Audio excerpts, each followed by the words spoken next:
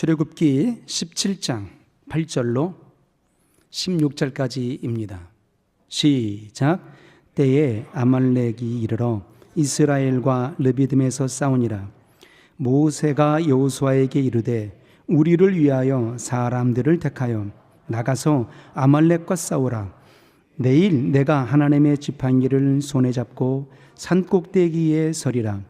여호수아가 모세의 말대로 행하여 아말렉과 싸우고 모세와 아론과 울은 산 꼭대기에 올라가서 모세가 손을 들면 이스라엘이 이기고 손을 내리면 아말렉이 이기더니 모세의 발이 피곤함에 그들이 돌을 가져다가 모세의 아래 놓아 그로 그 위에 앉게 하고 아론과 홀이 하나는 이 편에서 하나는 저 편에서 모세의 손을 붙들어 올렸더니 그 손이 해가 지도록 내려오지 아니한지라.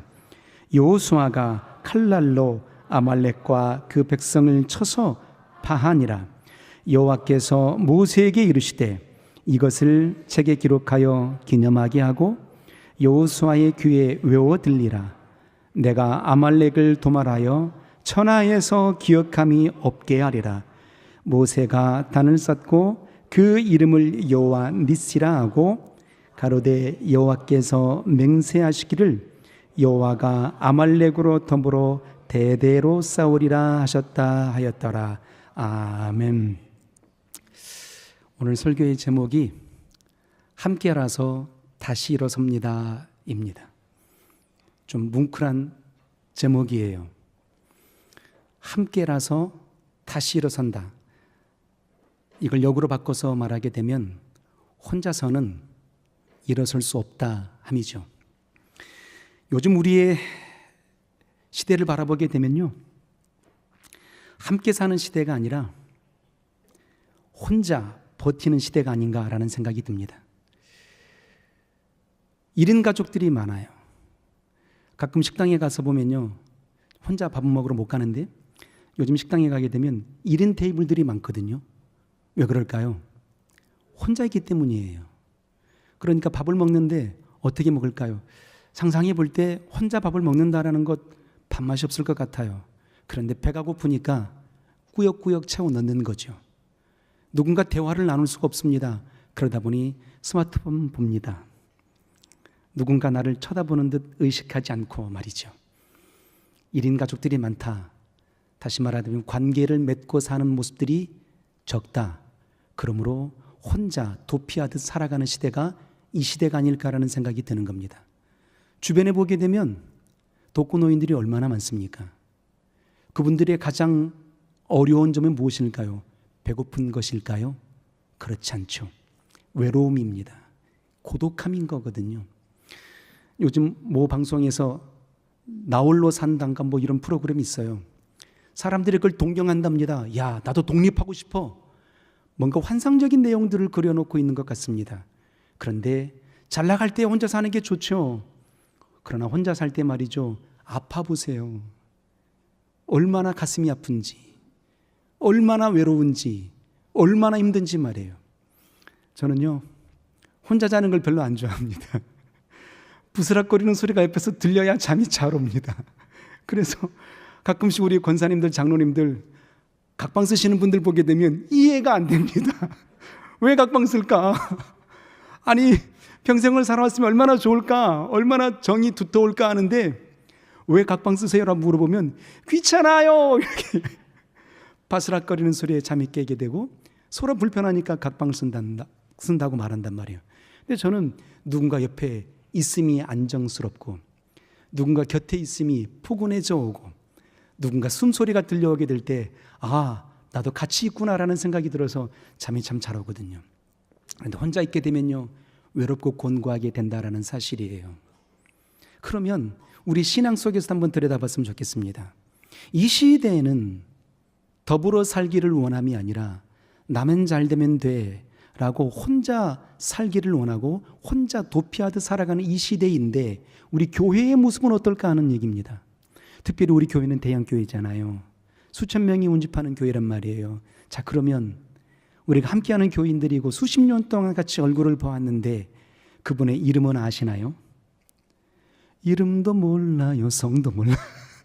이름도 몰라요, 성도 모른다고요. 한 예배당 안에 있으면서도요, 내 목장 식구가 아니면 이름도 몰라요, 성도 몰라요. 이게 우리의 현 주소란 말이에요. 자, 그러면 주일 성수합니다. 깔끔한 옷을 입고 말쑥한 옷을 입고 예배를 합니다. 우리가 그들을 바라보게 될 때, 아, 저분은 신앙생활 잘 하시는 분이야 라고 그렇게 여길지 모르겠습니다. 그런데 우리가 그분의 이름을 모르거든요. 그렇다면 그분의 속사정도 모르는 거예요. 얼마나 그의 마음이 아파하는 일들이 있는지, 얼마나 그의 심령이 힘들어하고 있는지 우리는 알아보려고도 하지 않습니다. 그저 얼굴이 보임으로 아, 왔나 보다라고 여기는 거죠. 자, 결국 이런 모습들 속에 우리는 교회 안에서도 외로움과 좌절과 절망을 경험하게 되는 겁니다. 그러면 어느 누가 이 교회 안에서 신앙생활을 잘할 수 있고 어느 누가 이 교회 안에서 신앙생활 오래도록 주님 부르시는 그날까지 버텨내고 견뎌낼 수 있을까라는 얘기입니다. 이름도 몰라주는 교회 속에서 있음이 신앙생활 잘할 수 있을까? 나의 아픔을 알고 나의 사정을 알고 나를 위해서 기도해 주는 성도들이 많아지는 교회에서 신앙생활 잘할 수 있을까? 어느 곳에서 신앙생활 잘할 수 있을까요? 당연 후자 아니겠습니까? 누군가 나의 사정을 몰라줘. 누군가 내 사정을 몰라줘. 누군가 내 아픔을 몰라준단 말이에요. 그러면 내가 힘들고 어려울 때 일어날 힘이 생기겠습니까? 아니거든요. 내가 이 교회를 수십 년 동안 다녔는데 나의 마음을 알아주는 이가 없어 라는 그 생각이 들 때에 절망스럽고 좌절되게 되고 그리고 쉬 손 털듯 교회를 등지게 되는 겁니다. 그래서 우리의 신앙은요, 홀로 서는 게 아니에요. 창세기 1장을 보게 되면요, 창세기 1장 26절에 하나님이 천지를 창조하시고 나신 이후에 우리 인생을 지으시고 그 장면이 나오게 되는데 이렇게 선언하십니다. 홀로 짓지 않았다. 홀로 서지 않았다. 우리가 우리의 형상을 따라 우리의 모양대로 우리가 사람을 지으시고 라고 하셨던 겁니다. 우리라고 공동체성을 말하고 있는 거거든요. 그런데 자꾸만 우리는 누군가 나에게 간섭하는 것을 싫어할 때가 있고 또 자꾸만 우리는 스스로가 스스로를 절제하고 가둬둘 때가 많아요. 그리고 그 어느 날 힘듦이 찾아오게 될 때에 아무도 나를 안 알아줘 하고서 손틀듯 떠난단 말이에요. 그럴 수 없는 거거든요. 그 지으신 역사의 인생들 속에 말이죠, 우리라는 공동체성에서 지어내신 그의 인생을 어디에 두셨습니까? 창세기 2장에 보니까 에덴 동산에 두셨다고 하셨어요. 에덴 동산에 두셨을 때에 그 지으신 인생을 아담을 거기 두시고 최초로 하나님이 아담에게 허락하신 말씀이 어떤 말씀인지 기억하십니까? 하나님이 2장 18절인가요? 절은 잘 기억이 안 나는데 2장 중반절에 이렇게 말씀하십니다. 하나님이 사람이 독처하는 것이 좋지 못하여 였어요. 혼자 서는 것이 좋지 못하다라고 말씀하시는 겁니다. 죄가 들어오기 전입니다. 원죄가 들어오기 전입니다. 원죄가 들어오기 전에도 주님은 먼저, 우리 하나님은 먼저 그 지으신 인생들을 바라보게 될 때에 홀로섬이 좋지 못하다라고 하신 겁니다. 그러므로 우리 인생은 공동체성이 속하여 있는 존재들이에요. 홀로 설 수 있는 존재가 아니라고요. 같이 힘을 내어야만 된다는 존재들이라는 사실인 겁니다. 내가 힘들 때에 누군가 내 곁에 서서 나를 바라봐주고 어깨를 빌려주고 내 손을 잡아줄 수 있고 나의 아픔을 들어줄 수 있는 존재가 내 곁에 있어준다면 우리는 넉넉하게 다시 일어설 수 있는 힘을 발현할 수 있게 되는 겁니다. 그런데 우리가 너무 도외시했거든요.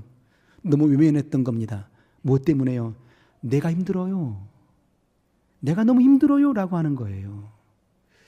아프리카 초원에 말이에요, 밀림의 왕자 사자가 초식동물을 잡아먹지 않겠습니까? 그러면 어느 동물이 가장 먼저 잡아먹힐까요? 가장 작은 동물? 물론 그럴 수 있습니다. 병 들어있는 동물? 물론 그럴 수 있죠. 그런데 말이죠, 가장 먼저 잡아먹히는 동물은 무리 속에서 홀로 떨어져 있는 존재라는 사실이에요. 무리 속에서 벗어나면, 그 공동체성에서 벗어나게 되면 원수의 가장 먼저 표적이 되는 겁니다. 신앙생활이 바로 그런 거예요. 교회를 등지게 되면 가정을 등지게 되면, 목장을 등지게 되면 우리의 신앙의 역사의 모습들은 원수의 표적이 되는 겁니다. 그래서 원수는 우리에게 이렇게 공격하는 거거든요. 이렇게 속살거린단 말이에요. 너는 사람들이 몰라보잖아. 네 아픔들을 성도들이 모르잖아. 너는 혼자잖아. 너의 아픔을 아무도 몰라주잖아. 너는 혼자야. 너를 아무도 이해해주는 자가 없잖아. 너는 혼자야. 라고 자꾸만 우리를 홀로 되게 고독스럽게 가둬두는 겁니다. 이것이 원수가 우리에게 공격해오는 공격의 방법이란 말이에요. 그때 우리는 어찌해야 되겠습니까? 아니야, 하나님이 내 안에 계시고 내 곁에 주변에 많은 성도들이 있고 나와 동역하는 동역자들이 있어 라는 생각을 품게 될 때 우리는 다시 일어설 수 있는 동력을 얻게 되는 거예요. 그동안에 많은 성도들이 우리 교회를 떠났잖아요. 왜 떠났을까요? 외로웠기 때문입니다.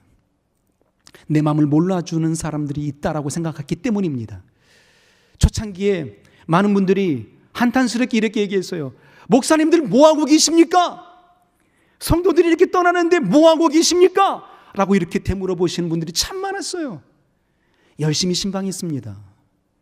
열심히 그들을 붙잡아내려고 무던히도 노력했습니다. 그런데 다시 한번 반문해 보는 겁니다. 그분들에게 그렇게 말씀하시면 속이 수련하십니까? 그렇게 말씀하시면 속이 뻥 뚫리십니까? 그렇게 말씀하시기 전에 나는 과연 그분에게 다가섰는가? 나는 그의 마음을 알아줬는가? 라는 사실인 거죠. 그러므로 우리 모두는 홀로 서는 것이 아니라 같이 동역함으로 일어설 수 있는 역사가 있기를 주의 이름으로 소원합니다. 병원에서 환자들이 치료를 받잖아요. 통계를 보는데요, 어느 과학 잡지에 말이죠, 똑같은 약을 먹고 똑같은 의사에게 치료를 받음에도 불구하고도 가족이 곁에서 돌봐주는 사람과 가족이 곁에서 돌봐주지 않는 상황에서의 모습을 보게 될 때 누가 더 빨리 낫던가 보니까 말이죠, 가족이 곁에서 돌봐주는 손길이 있을 때 훨씬 빨리 낫더라는 거예요. 뭐 때문일까요? 의사가 다릅니까? 약이 달랐습니까? 똑같은 처방이고 똑같은 약인데, 똑같은 의사인데 가족이 옆에서 계속 돌봐주게 되면 돌보지 않는 사람보다 훨씬 더 빨리 낫더라라는 거예요. 왜 그럴까요? 내 곁에 나의 가족이 나를 지켜주고 있어라는 그 보호의 속에 평안해지는 거죠. 그러니까 훨씬 더 빨리 낫게 되더라라는 사실인 겁니다. 우린 그러므로 우리 공동체 안에 홀로 서지 마시고 함께 마음을 열어서 다가설 수 있고 그들을 이끌어낼 수 있는 분량이 있기를 주님의 이름으로 소원합니다. 이 시간에 옆에 있는 분에게 이렇게 한번 여쭤봐 주세요. 저의 이름은 이겁니다. 장로님의 이름은 무엇이세요? 라고 옆에 분 What's your name? 하고 이름 한번 물어봐 주세요. 이름 한번 물어봐 주세요. 웃는 것 보니까 이름을 몰랐던 거예요. 얼굴은 알았는데 이름을 몰랐던 겁니다. 이분들이 어떤 분들입니까? 여기 계신 분들이요, 10년 다니신 분들이 아니에요. 보통 20년, 30년, 40년 다니신 분들은 여기 있거든요. 그래서 보면요, 아, 저분은 어느 예배당인지는 몰라도 우리 교회 성도야, 우리 개혁 성도야 라는 사실은 알거든요. 그런데 이름을 잘 몰라요.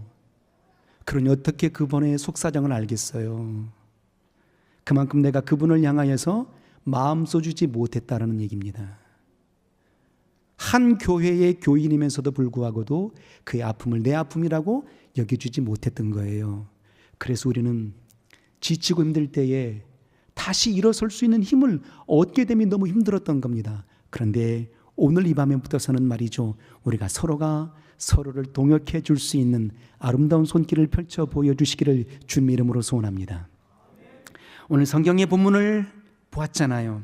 출애굽기 17장의 장면은 말이죠, 르비딤이라는 골짜기에서 아말렉과의 전투가 치러지는 장면의 사건입니다. 우리가 단편적으로 봤을 때에 아, 전쟁사겠구나 라고 그렇게 볼 수 있습니다. 그런데 우리가 전쟁사로 볼 게 아니고요, 오늘 이 장면 속에서 하나님 우리에게 주시고자 원하시는 분량이 뭘까요? 동역의 세계를 말하고 싶은 겁니다.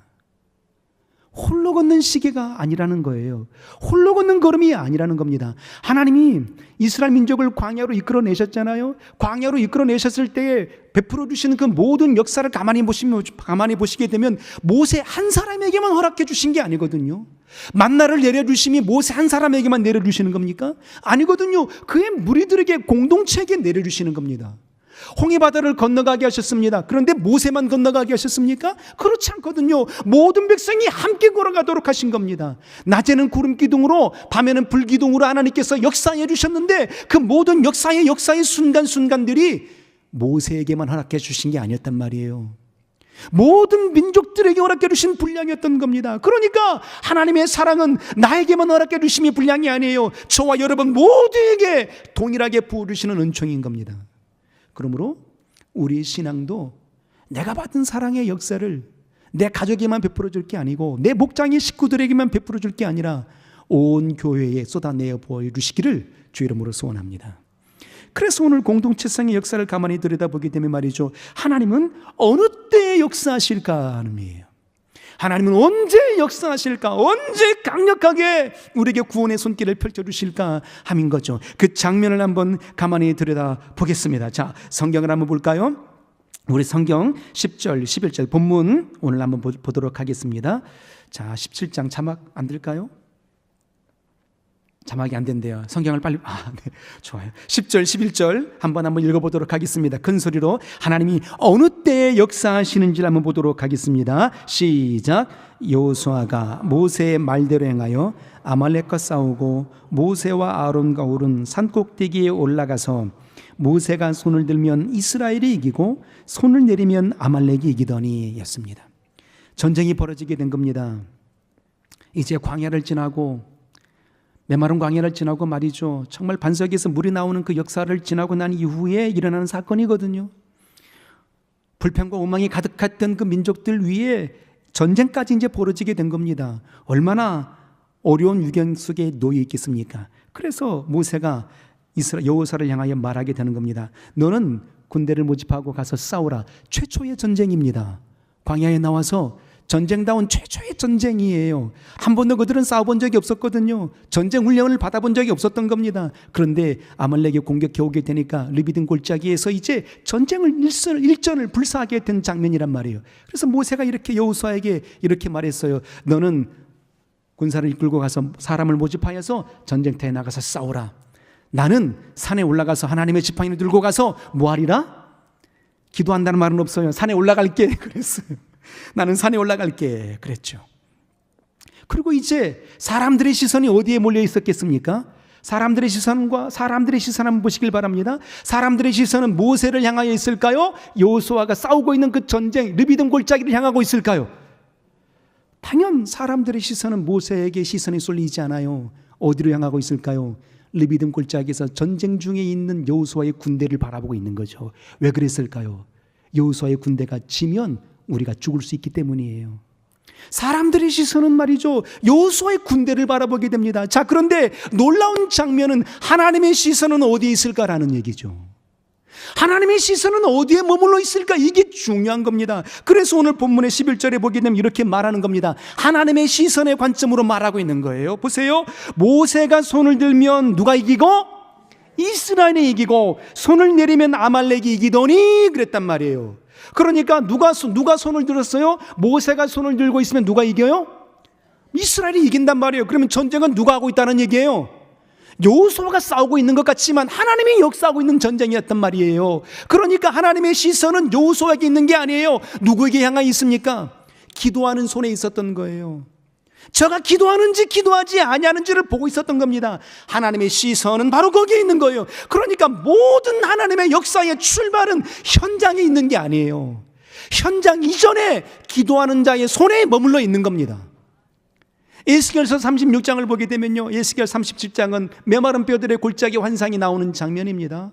그리고 에스겔 36장은 말이죠, 하나님께서 이스라엘 민족에게 이렇게 선언합니다. 에스겔을 향하여서 내가 너희의 성벽이 무너지고 모든 것들이 황폐하고 황량하지만 내가 다시 일으켜 세우리라, 다시 회복되리라고 주님이 선언해 주셨거든요. 그런데 36장 36절 이하에 주님이, 우리 하나님이 이렇게 말씀하십니다. 그러나 너희는 이 모든 것들이 이루어지기까지 기도하여야 될지니라. 뭐 하여야 된다? 기도해야 된다라고 말하고 있는 겁니다. 그러니까 하나님의 역사의 시선은 어디에 머물러 있습니까? 무너진 성전을 향하여 하나님의 시선이 있는 게 아니에요. 황폐해진 광야 가운데 하나님의 시선이 머물러 있는 게 아니에요. 하나님의 시선은 어디로 향하고 있는 겁니까? 기도하는 사람이 있는가를 찾고 계시는 거예요. 다시 말하게 되면 우리의 가정이 회복이 되고 주의 교회가 일어나길 원하고 우리의 무뎌진 신령이 회복되길 원한다면 우리는 이렇게 생각하거든요. 왜 우리 교회가 안 될까? 왜 우리의 가정이 어려울까? 왜 나는 절망스러운 환경만 있을까라고 우리는 그렇게 현장에만 집중해 있거든요. 이게 사람들의 시선이란 말이에요. 그런데 하나님의 시선은 현장에 있지 않아요. 그 이전에 기도하는 사람이 있는지를 찾고 계시는 거거든요. 이게 놀라운 증거의 역사의 장면인 겁니다. 우리가 잘 아는 것처럼 말이에요. 여호수아 6장에 보게 되면 이제 드디어 이스라엘 민족이 여호수아를 통해서 요단강을 건너갑니다. 가나안 땅에 들어갔는데 입성하게 되었는데 큰 난공불락의 성을 맞닥뜨리게 됩니다. 여리고성이었거든요. 문빗장은 굳게 잠겼고 그 성은 난공불락이었더라라고 말하는 겁니다. 사람들의 시선은 어디에 머물러 있었을까요? 이스라엘 민족들은 그 난공불락의 여리고성 앞에 시선이 고정되었을 겁니다. 그런데 하나님의 시선은 어디에 머물러 있었을까요? 여호수아에게 이렇게 명령을 내리게 됩니다. 너희는 성을 돌라. 성을 돌 때 아무 소리도 내지 말고 아무 말도 내지 말고 들레지도 말고 성을 돌라. 그리고 내가 너희를 향하여 외치라는 그날에 함성을 지르라. 그러면 성이 무너질 것이다 라고 말씀하시는 겁니다. 하나님의 시선은 어디에 있는 건가요? 순종을 저들이 하는지 안 하는지, 저들이 하나님께 매어 달리고 있는지 그의 시선이, 하나님의 시선이 거기에 머물러 있었던 겁니다. 사람들은 말이죠, 어디에 시선이 머물러 있었냐? 바로 여리고성 앞에 시선이 머물러 있었어요. 그래서 그들의 생각은 어떻게 조명이 될까요? 어떻게 하면 저 성을 무너뜨릴 수 있을까? 공성전을 치러야 되니까 사다리도 필요하고 창과 칼도 필요하고 활도 필요하고 무기도 필요하고 이런 곳에만 시선이 몰려 있었겠죠. 그러나 하나님의 시선은 그곳에 있는 게 아니었던 겁니다. 저들이 하나님을 의지하는지 의지하지 않는지 저들의 시선을 하나님이 보고 계셨던 겁니다. 그래서 그들에게 말씀하셨죠. 아무 소리도 내지 말고 그저 순종하라. 그리고 기도할 수 있는 자가 되어라 하셨던 겁니다. 그때에 여리고성이 무너져 내리는 역사를 보았던 겁니다. 오늘 이 밤에 우리가 기도하게 되면 우리 교회 살아납니다. 아멘들 안 하시는군요. 우리가 기도하는 역사를 보고 계시니까 하나님의 시선은 어디에 있어요? 우리에게 향하여 있는 거예요. 이 밤에 나와 있는 저와 여러분들을 향하여 있는 겁니다. 저들이 기도하는 곳에 하나님의 시선이 머물러 있단 말이에요. 그러니까 우리의 자손이 잘 되길 원하시고 주의 교회가 형통한 교회가 되길 원하고 건강한 교회가 되길 원하고 우리의 모든 삶의 여정들 위해 시온의 복된 대로가 열려지길 원하신다면 우리의 시선을 어디로 향해야 되느냐? 하나님께 향하여야 되고 하나님의 시선도 우리가 기도하는 곳에 머물러 있게 된다는 사실이에요. 그때에 놀라운 역사와 이적이 일어나게 되는 거거든요. 그러므로 범사에 지치지 마십시오. 힘을 내어 일어설 수 있는 기도자가 되기를 주 이름으로 소원합니다. 자, 그런데 말이죠, 12절을 한번 보도록 하겠습니다. 가슴 아픈 장면이 나오게 됩니다. 뭉클한 장면이 나오게 됩니다.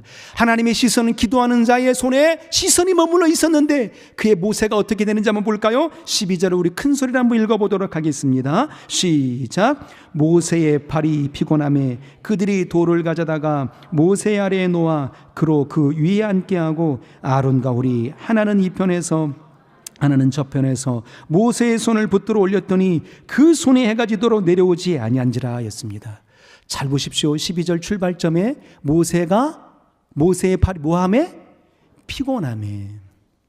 모세가 어떤 사람입니까? 하나님의 얼굴을 대면하여 본 자입니다.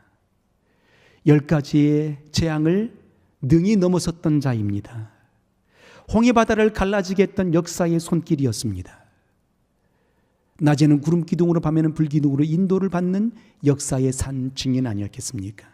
그런데 그렇게 신실하고 그렇게 신령하고 그렇게 능력 있는 하나님의 종이었던 모세랄지라도 지친다 안 지친다?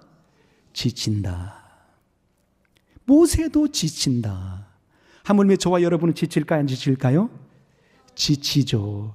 그래서 오늘 솔직히 젊은 아이들 말로 까놓고 얘기해서 기쁨으로 나는 금요일이기 때문에 천안 가야 돼 하고서 일주일 내내 금요 기도에 기다리신 분 계셨어요? 안 계셨어요? 안 계셨잖아요. 내가 직분자니까 왔어. 내가 목사니까 와야지 라고 생각할 때가 있었단 말이에요. 지치거든요. 쉬고 싶거든요. 이게 사람의 마음이란 말이에요. 이 장면 속에 얼마나 안타까운 장면인지 말이죠. 뭉클합니다. 모세의 팔이 피곤함에 모세도 지치더라. 그런데 이 모세의 팔이 내려왔다라고 성경이 딱 끝나버렸으면 오늘 이 시간 저와 여러분은 없습니다. 그런데 모세의 팔이 내려오게 될 때에 곁에선 누가 있었어요? 아론과 훌이 있었어요. 모세의 매형과 모세의 형이 있었단 말이에요. 모세의 매형과 모세의 형이 돌덩이를 하나 딱 가져와서 모세를 그곳에 앉게 합니다. 왜 그랬을까요? 지쳤잖아요. 모세가 서서 하루 종일 온전히 서서 손 들고 기도하면 얼마나 힘들겠어요. 그러니까 지쳐있는 모세를 좀 쉴 수 있도록 큰 돌덩이를 하나 가져와서 모세를 그곳에 앉게 했어요. 그리고 양쪽에서 누가 손을 잡아줬어요? 아론과 훌이 한쪽씩 그의 손을 잡아줬던 겁니다. 뭘 역사하고 있습니까? 동역의 세계가 펼쳐지고 있잖아요. 이 전쟁의 모습 속에서 하나님의 보시고자 원하셨던 게 뭘까요? 기도의 모습을 보시길 원하셨고 저들이 함께하는 동역의 역사의 모습을 보시길 원했던 겁니다. 그 기도가 모세 혼자의 기도였을까? 아니요, 동역의 기도였던 겁니다. 상상해 보시길 바랍니다. 성경에는 자세하게 기록되어 있지 않지만 아론과 훌이 곁에 서서 볼 때에 모세가 손을 들고 있으면 이스라엘 민족이 이긴 사실을 보았어요. 모세가 손을 내리게 되면 피곤해서 손이 내려오게 되면 이스라엘 군대들이 지고 있는 모습을 보았어요. 그때 곁에 섰던 아론과 훌이 어떤 얘기를 하고 싶었을까요? 모세요, 정신차리세요. 지금 당신이 손이 내려오게 되면은 우리 민족이 지고 있는데 피곤하다고 손이 내려오십니까? 라고 모세를 향해서 설교하지 않았다니까요. 모세를 향해서 핀잔 주지 않았다고요. 어떻게 합니까? 묵묵하게 어떻게 하면 모세를 도울 수 있을까? 어떻게 하면 내가 모세에게 힘이 될 수 있을까? 어떻게 하면 통역할 수 있을까? 이 사실을 곁에서 고민한 겁니다. 그 고민하는 적이 바로 돌덩이였던 거예요. 그냥 붙잡아 준 게 아니었습니다. 그냥 서서 붙잡아 주면 아론과 훌도 지친다 안 지친다? 지치겠죠. 이렇게 서서 손 들고 있는데 얼마나 힘들겠어요. 그러면 다시 내려온다 안 내려온다? 내려오겠죠. 그러니까 머리를 쓴 겁니다. 지혜를 쓴 거예요. 모세는 앉게 하고 옆에서 손을 잡아주니까 손 안 들어도 되잖아요. 얼마나 지혜로운 거예요. 그런데 우리는 이렇게 얘기하거든요. 우리의 현주소가 그랬단 말이에요. 당신 그것밖에 못합니까? 설교 그것밖에 못해요. 장로님 그것밖에 못하십니까? 개혁이 왜 이래요? 라고 우리는 말이죠. 앞선 자들을 향하여서 너무 설교하기 바빴던 거예요. 그들을 격려하고 그들 곁에서 돕는 것 역사도 있었지만 찌르는 역사도 너무도 많았거든요. 그래서 우리에게 상처가 된 겁니다. 아픔이 되었던 거예요. 저도요, 개혁 9년을 지나는 여정들 속에요, 죽고 싶을 때가 너무 많았어요. 아니 그냥 생각이 아니고요, 너무 힘들게 하니까, 너무 괴롭게 하니까 죽고 싶더라고요. 목사인 나도 자살하고 싶은 생각이 들었다니까요. 너무 힘들어가지고. 아무것도 아닌데 공격해. 아무것도 아닌데 그렇게 핍박을 해. 너무 힘들었거든요. 아니 같은 동지인데, 같은 동역자인데 너무 힘들게 해. 교회 오고 싶겠어요? 안 오고 싶겠어요? 오고 싶지 않아요. 교회인데 설교를 해야 되는데 두려워서 설교할 수가 없어. 그분이 앉아 계실까 봐. 이런 현실을 보냈단 말이에요. 그런데 오늘 아론과 훌을 보세요. 모세에게 아무런 말도 하지 않았습니다.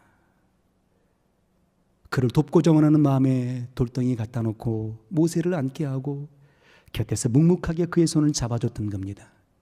그의 손을 잡아준 것뿐만 아니라 상상해 보게 될 때에 모세와 함께 같이 기도했을 거라고 생각이 되는 거죠. 어떤 기도였을까요? 자신을 위한 기도가 아니었을 겁니다. 하나님 피곤하지 않게 해주세요. 내 손이 피곤하지 않게 해주세요. 이렇게 기도하지 않고 하나님 모세가 지치지 않게 해주세요. 여호수아의 군대가 지치지 않게 해주세요라고 당신의 공동체를 위해서 기도하는 그 동역의 기도였을 겁니다. 그러면 우리의 신앙도 그렇게 해야 되지 않을까요? 오늘 이 밤에 우리가 구하여 간구하는 모든 기도의 제목들 너무도 많을 겁니다. 그러나 먼저 된 것은 나와 내 가정을 위해서 기도하는 것들이 필요하겠지만 주의 교회를 위해서 기도하는 역사가 있기를 원합니다. 내 목장의 교우들을 위해서 기도하는 역사가 있기를 원합니다. 모세를 곁에서 도와줬던 아론과 울처럼 그들의 손을 붙잡아 줄 수 있는 동역의 심령이 되기를 주의 이름으로 원합니다. 우리는 이런 신앙인들이 되어야 되지 않겠습니까? 손을 맞잡아 줄 수 있는 역사 말이에요. 마가복음 2장을 보십시오. 중풍병에 걸려서 괴로워하는 인생이 있었습니다. 소문을 들었거든요. 예수를 만나면 죽은 자가 살아난다더라. 병든 자가 일어난다더라. 가고 싶었습니다. 그런데 혼자 갈 수가 없었거든요.